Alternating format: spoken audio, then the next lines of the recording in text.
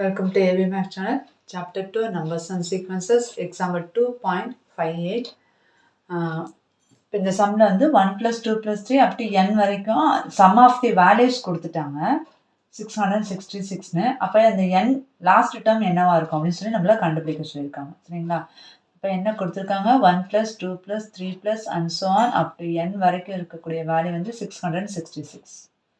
அப்போ என்னோட வேல்யூ இது sum of the first n natural numbers. அந்த ஃபார்முலா என்ன?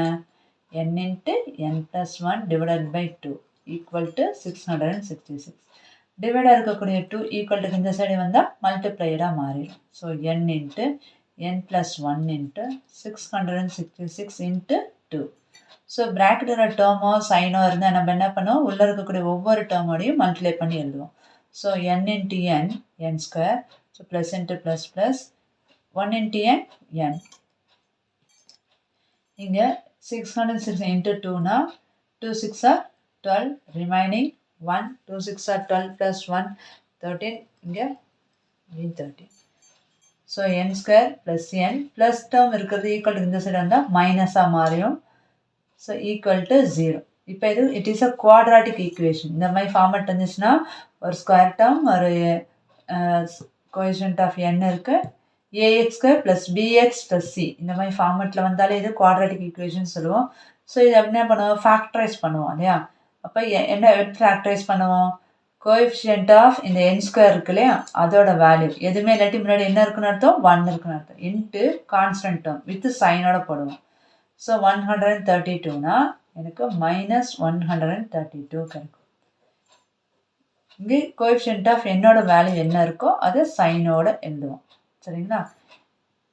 இப்போ என்ன பண்ணலாம்னா இந்த டேர்ம் இங்கே என்ன டேர்ம் வருதோ அதை நம்ம எல்சிஎம் ஹெச்சிஎஃப்னா கண்டுபிடிக்க போட்டிருப்போம் இல்லையா, ஃபேக்டரைஸ் பண்ணுறது. ஸோ அதே தான் இங்கே 6 2s are 12, 6 2s are 12, 6 2s are again 2 போட்டிங்கன்னா 3 3 3. இப்போ 3 டேபிள் போட்டிங்கன்னா 111, அகெயின் 3 டேபிள் போட்டிங்கன்னா 3 3s are 9, remaining 2, 7 3s are 21. 37 is a prime number. So இதுக்கு மேலே ஃபேக்டரைஸ் பண்ண முடியாது. ஸோ அவ்வளோதான். இங்கே எனக்கு என்ன வந்துன்னா இதில் இருக்கக்கூடிய 2 டேர்ம் இந்த ஃபேக்டரைசேஷன் பண்ணியாச்சு.